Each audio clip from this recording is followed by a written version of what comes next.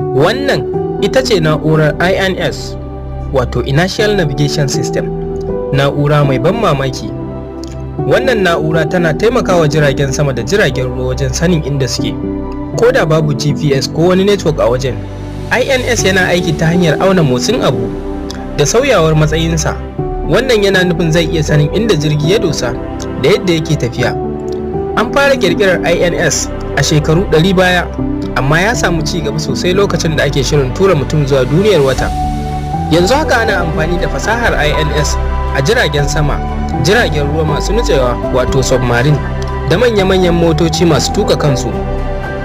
Ko ba tare da intanet ba ko GPS ya katse, fasahar INS yana iya ci gaba da tracking na wurin da jirgi yake da kuma taimakawa wurin tsare-tsaren tafiya. Ikon Allah kenan.